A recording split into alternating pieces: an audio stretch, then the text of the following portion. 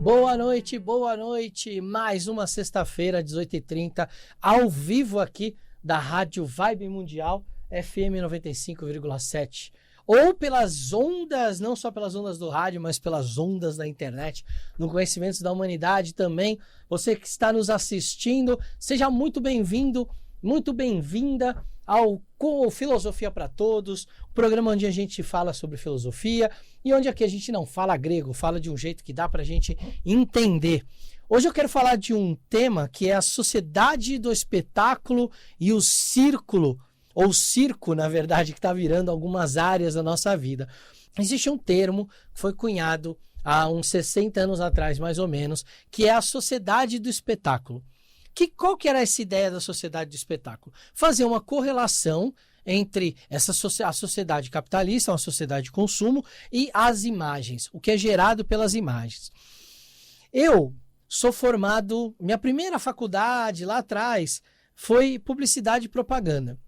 E quando eu estava nessa faculdade, eu comecei a aprender um pouco sobre a questão de como a gente cria imagens para, de alguma forma, seduzir o público a comprar um produto. Então, o marketing, ele nasce com essa ideia, né? Bons argumentos, sejam argumentos verbais ou através de imagens, para te convencer que você precisa de um produto, mesmo você não precisando. Pode ser algo que te cria uma demanda que nem existia na sua vida, mas agora você acha que ela existe e precisa dela. Vamos lá, então. Dentro da publicidade, a gente tem vários jeitos de criar essa forma de sedução e de atração. Uma delas é através de expressões ou de imagens. Quando eu estava lá na faculdade ainda, eu não sei se você for um pouquinho mais velho, vai lembrar disso, o quanto a gente tinha propagandas na TV que eram icônicas. Propagandas que todo mundo lembrava, que todo mundo comentava. Quem não vai lembrar daquela propaganda do meu primeiro sutiã? Quem não vai lembrar daquela propaganda dos carros que tinha lá o Sirizinho lá? Também da cerveja, que tinha lá o caranguejinho. Quem não vai lembrar dessas coisas, dos peixinhos também na propaganda lá do Maré? A gente tem propagandas que ficaram no imaginário do ser humano, do brasileiro, ou até dos gringos. Essas propagandas ficaram no imaginário porque elas eram muito bem feitas, muito bem construídas. Hoje, a gente não fala mais, nossa, você viu o comercial ou a propaganda de tal produto? É raro isso acontecer. Recentemente teve um banco que mudou o seu logo e aí ele fez uma baita de uma propaganda que acabou gerando um certo barulho, vamos dizer assim. Mas antes dela, tenta lembrar de alguma propaganda que realmente você estava num bar um dia e comentava, olha, você viu a propaganda de tal produto? Que propaganda legal. As propagandas eram construídas de uma forma em que elas tinham uma história para contar. E elas tinham algo que elas queriam te entregar para que você se reconhecesse nela, e aí automaticamente você se reconhece no produto também. Então, quando a gente começa a esvaziar as coisas de significado, a gente começa a ter que criar cada vez mais imagens que se tornam mais apelativas para chamar a sua atenção. E isso tem acontecido cada vez mais na nossa sociedade. A sociedade tem cada vez mais dependido de imagens para conseguir, de alguma forma, atrair a sua atenção. Prova disso é que hoje, para você ter a sua atenção presa num vídeo, em geral, você tem que ter um vídeo que em 2, 3 segundos ele já te entrega ali o que você quer assistir. Sabe quando você está nessas plataformas de consumo de vídeos curtos? Né? As Kawaii, tem a TikTok, até o próprio Instagram, são plataformas que você fica passando com o dedo o conteúdo e que se não for algo que te prende muito rápido, você passa, porque com certeza vai ter alguma coisa que vai te prender. Algum conteúdo ali vai te prender. E aí, isso começou a gerar uma geração de pessoas que não estão mais tão preocupadas em entregar conteúdo. Elas estão só preocupadas em entregar uma chamada e te prender no vídeo o tempo que for possível, porque isso dá visualização, isso ali, de alguma forma, coloca ela num lugar especial dentro da plataforma. Então, dá uma observada. Plataformas como, por exemplo, o YouTube, você vai ver, principalmente aquelas capas de podcast, onde está escrito assim, não acredito que ele falou 3 pontinhos. E aí você não sabe o que a pessoa falou. Você vai lá entrar para ver o vídeo e às vezes a pessoa não fala nada demais. Foi só uma chamada, ou como a galera chama, um clickbait, uma isca para te atrair para aquilo. Um vídeo às vezes de TikTok, o cara fala assim, você percebeu que você tá morto? E aí você, como assim? E aí você fica preso naquilo e assiste. E normalmente muitos desses vídeos falam assim, tem uma legenda escrito assim, o penúltimo é o melhor, o penúltimo motivo é o melhor. Aí você fica até o final para assistir, porque alguém escreveu que o penúltimo, o último, era o melhor. Ou seja, a pessoa está construindo uma narrativa para te prender naquelas imagens e que você consuma aquelas imagens, independente do conteúdo ou não. E a gente acaba ficando horas preso nesse tipo de conteúdo. A gente acaba não vendo o tempo passar. Fica ali num aplicativo desse, passando para cima, e quando acaba, em geral você olha e fala assim, caramba, eu fiquei 2 horas aqui nisso, fiquei 1h30, fiquei 1 hora nesse negócio. E se eu tivesse do seu lado nessa hora e te perguntasse assim, beleza, foi bacana? Eu vi uns conteúdos legais, mas o que você aprendeu nessa 1h30? Talvez em geral você fale, nada, eu só me distraí. E aí, eu te pergunto o seguinte, talvez o mais importante nessa hora, você se distraiu. Essa distração foi uma distração que causou dentro do seu dia um momento de ócio criativo ou um momento realmente de descanso para você desestressar? Ou talvez ter sido bombardeado com tantos assuntos, tantas imagens, tenha de algum modo deixado seu cérebro mais ativo e não menos estressado. Pensa nisso. Eu não estou dizendo que é uma coisa ou outra. Estou só pedindo para você se perguntar, porque é isso que a filosofia faz. A gente quer se perguntar, será que isso foi bom? Será que essa 1 hora que você ficou ali no Kawaii, no TikTok, no Instagram, te desestressou? Ou só foi uma avalanche imagética que deixou seu cérebro mais atiçado? Eu tenho uma teoria. Eu acho que talvez deixe seu cérebro mais atiçado. Porque o nosso cérebro, ele precisa de estímulo. Mas ele também precisa de descanso. Em geral, a gente dorme para o cérebro dar uma descansada e durante o dia a gente precisa de estímulo. Quando a gente não é estimulado, a gente fica entediado. E o que a gente tem hoje? Um excesso de informação na sociedade para que a gente possa receber esses estímulos e não ficar entediado. Só que o tédio, ele é bom. Porque o tédio, ele é um momento em que seu cérebro, ele passa por um momento de descompressão.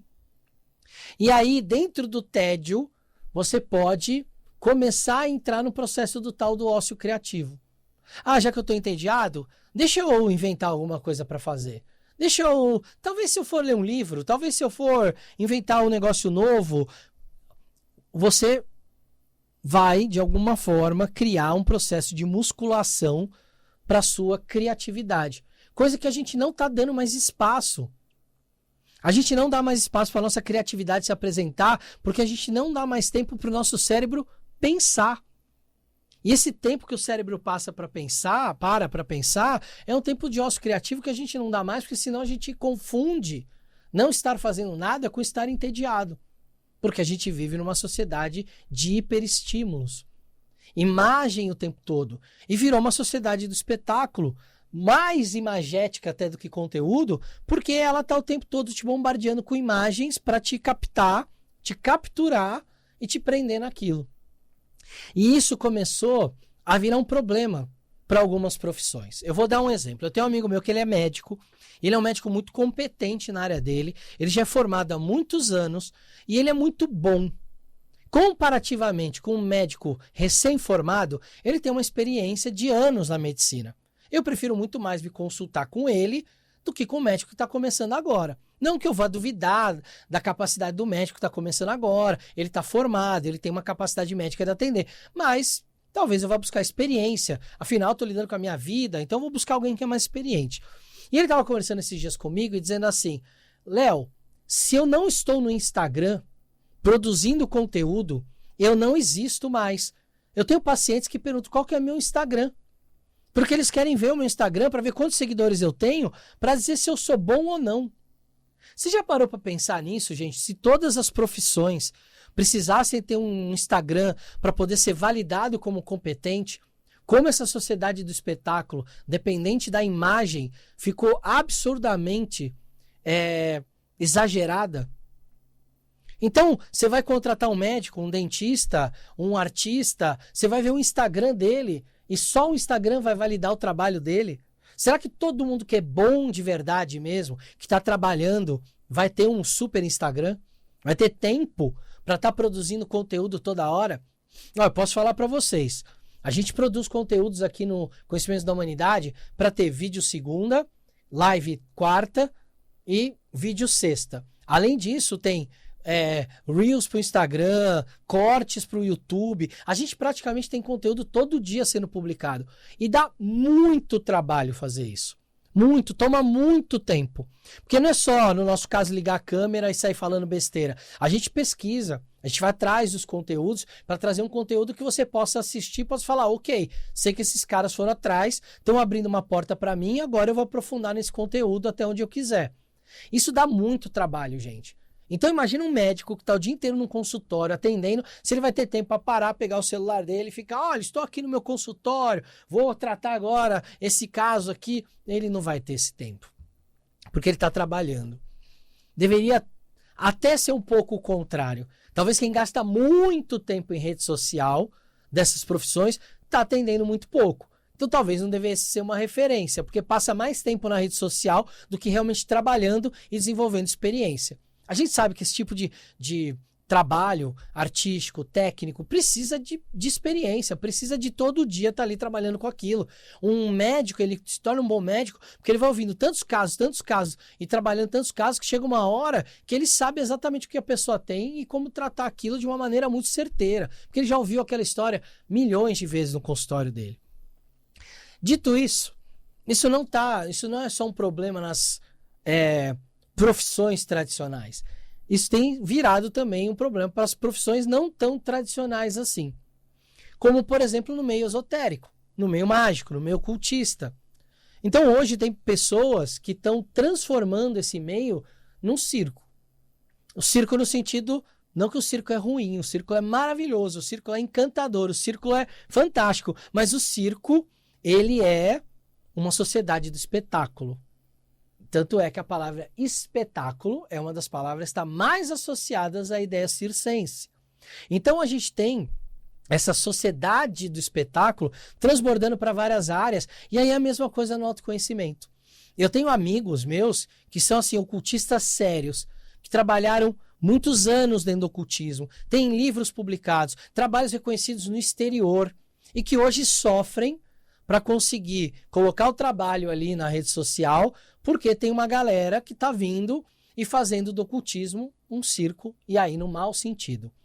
Por quê? São pessoas sem experiência, sem vivência, e que estão ali usando de técnicas de sociedade do espetáculo para prender a atenção do público, falando coisas que são extremamente clichês, nada aprofundado, que você vê que a pessoa ou vomita ali uma enciclopédia humana para mostrar que tem conhecimento, mas na prática você vê que não consegue sair daquilo. E quem está do outro lado está tão acostumado a viver essa sociedade do espetáculo que nem mais consegue julgar o que é bom do que é ruim.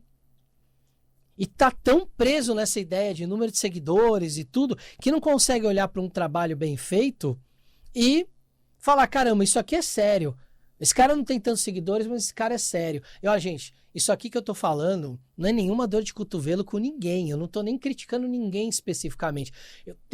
A gente tá aqui no Conhecimentos da Humanidade, que é um canal que tem mais de 550 mil inscritos. É muita gente. Eu não deveria estar me queixando de número de inscritos e nem estou. O que eu estou me preocupando é que tipo de conteúdo a gente está consumindo. Que tipo de imagem estão entregando pra gente, e a gente já anestesiado pela sociedade das imagens, a gente não consegue mais julgar se aquele conteúdo é bom ou não. Ele só é esteticamente muito bonito, e quando eu digo esteticamente, não é só visualmente, tá, gente? Mas a forma com que ele é falado também é muito sedutora. Só que quando passa por uma peneira crítica, aquele conteúdo não se sustenta. Porque normalmente ou é algo feito de tantos clichês que aquilo não tem uma propriedade concreta de trazer mudança efetiva, ou é algo que é vomitado enquanto conteúdo decorado e que qualquer coisa que saia dali ou trazido para uma experiência não consegue se manter, não consegue se sustentar. É o famoso esotérico de internet, mago de internet, que só consegue fazer aquilo lá na frente da câmera. Mas quando a coisa acontece, de verdade, na vida real, não consegue lidar com isso. E, de novo, posso dizer isso porque lá no canal, como a gente tem uma exposição muito grande, chega muita gente procurando a gente, falando, olha, fiz tal coisa com tal pessoa e não deu certo. E agora minha vida virou de cabeça para baixo, tá ruim, e agora eu tento falar com tal pessoa e tal pessoa não me responde. Isso é muito comum. A gente recebe muito disso. E quando eu vou ver quem é tal pessoa, você vai ver lá o Instagram da pessoa, o YouTube da pessoa, um monte de seguidor. E um monte de gente fazendo comentários do tipo, nossa, você é incrível, nossa, você fala tão bem. Só que na vida real, as pessoas estão procurando aquela pessoa, elas não estão conseguindo resolver a vida dela. E aí essas pessoas têm medo de reclamar. Porque elas acham que se elas reclamarem dessas pessoas, elas vão ser canceladas. Essa pessoa vai destruir elas. E aí, como essa pessoa é muito grande, porque ela tem muitos seguidores, essa pessoa tem medo de falar. Isso acontece pra caramba. Muito. De gente que compra feitiços, magias com essas pessoas de internet, que essas pessoas não entregam. Essas pessoas ficam com medo de falar. Porque essas pessoas normalmente dão uma ameaçada. Eu fiz, e se falar que eu não fiz, eu vou te destruir na internet. Aí você tá lá, você, pessoa normal lá, com seus, sei lá, com seu Instagramzinho lá, só pra você se divertir. Com seus 300, 200, 100 amigos no seu Instagram. Vem uma pessoa que tem lá 1 milhão de seguidores e fala um negócio desse, é a imagem dela que vai pesar mais do que a sua. Você entende o perigo de dar até atenção e ibope pra esse tipo de coisa? Eu acredito que na sua vida, vários aspectos dela, como por exemplo, sei lá, você vai contratar alguém para cuidar dos seus filhos em casa. Você vai contratar uma funcionária para trabalhar no seu lar. Você tem uma escola, vai contratar uma professora. Você tem uma empresa, vai contratar um funcionário. Eu acredito que, em geral, você entreviste as pessoas. Você pegue um currículo das pessoas. Você veja se realmente aquela pessoa tem a experiência que ela diz que ela tem. Você pede referência para outras pessoas. Né? Pode pedir referência numa outra empresa que essa pessoa trabalhou, ou se é uma pessoa que vai trabalhar na sua casa, pedir referência para alguém que trabalhou, que essa pessoa trabalhou na casa de alguém. A gente se cerca de uma certa segurança, porque eu não quero deixar aspectos importantes da minha vida na mão de qualquer pessoa. E aí eu te pergunto, por que você está deixando aspectos tão importantes da sua vida, como a espiritualidade, na mão desse tipo de pessoa? O mínimo que eu acho que você tem que fazer, saber, legal, bacana o que você está falando, nossa, você fala bem, que legal, mas da onde você vem, quem te ensinou? E ver se realmente as referências fazem sentido. Muito comum esse tipo de pessoa começar a jogar coisas do tipo assim, foi um mestre secreto, foi uma auto-iniciação, foi um espírito que desceu e disse que eu posso falar e fazer isso. Então essas pessoas meio que se auto-empoderam do poder espiritual, elas são pessoas que provavelmente não têm base anterior nenhuma, que nunca estudaram, que nunca fizeram nada, que nunca passaram por uma tradição esotérica ou por um estudo longo e sério para poder realmente falar o que elas falam. Quantas pessoas que falam que são astrólogas que fizeram um curso de fim de semana? E quantos astrólogos que eu conheço que fazem cursos anos de astrologia, calculam o mapa na mão, que levam em conta precessões, todas as compensações de cálculos que precisam ser feitas, e que às vezes não tem tantos seguidores na internet, porque ele não tem essa coisa, esse traquejo de falar tão bem no meio da internet. E quantas pessoas que estão lá e tem um baita traquejo de se vender na internet através da sua imagem, desse poder do marketing, mas que não tem 1/10 do estudo do que aquela pessoa tem. Eu não acho ruim fazer propaganda do seu trabalho. Eu não acho ruim estudar e querer vender, querer começar a treinar, trabalhar. Eu não acho nada disso ruim. O que eu só estou propondo aqui, toma cuidado com os grandes espetáculos montados, porque normalmente, é que nem um espetáculo de mágico. de um prestidigitador. Eu chamo a tua atenção para cá, só que o truque está acontecendo nessa mão aqui. Eu tô aqui na mão direita fazendo, olha aqui, não sei o quê, mas o truque já está acontecendo na mão esquerda. Esse misdirection que a gente chama, né? Esse transferir a atenção para um outro ponto. Então toma cuidado, porque quem faz um espetáculo tão grande, talvez esteja tão preocupado em mostrar esse espetáculo, porque está querendo tirar a tua atenção de outra coisa, de outro ponto. E aí, porque esse outro ponto é vazio, esse outro ponto não entrega aquilo que a pessoa promete. E aí é o tipo de ritual que não dá certo, é o tipo de ritual que dá errado, é o tipo de ritual que a pessoa promete e acontece um monte de coisa que ela não estava planejando no meio, porque aquilo é uma bagunça, aquilo não está feito do jeito que tem que ser feito.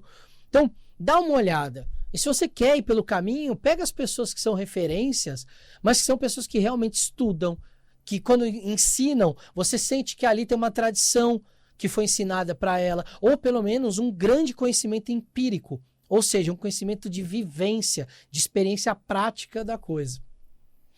Fica aí a provocação para você não ser mais uma vítima dessa sociedade do espetáculo, essa sociedade da imagem, em que só a imagem vende, enquanto que o conteúdo fica em segundo plano. Preste atenção nos conteúdos, se questione, será que esse conteúdo agregou algo para mim ou não? O que eu aprendi com esse conteúdo? Essas são boas perguntas para você fazer sobre qualquer conteúdo que você consumir. Um beijo no coração de vocês, esfirras espetaculares e a gente se vê no próximo Filosofia para Todos, aqui, direto da Rádio Vai Mundial e também do Conhecimento da Humanidade no YouTube. Beijo!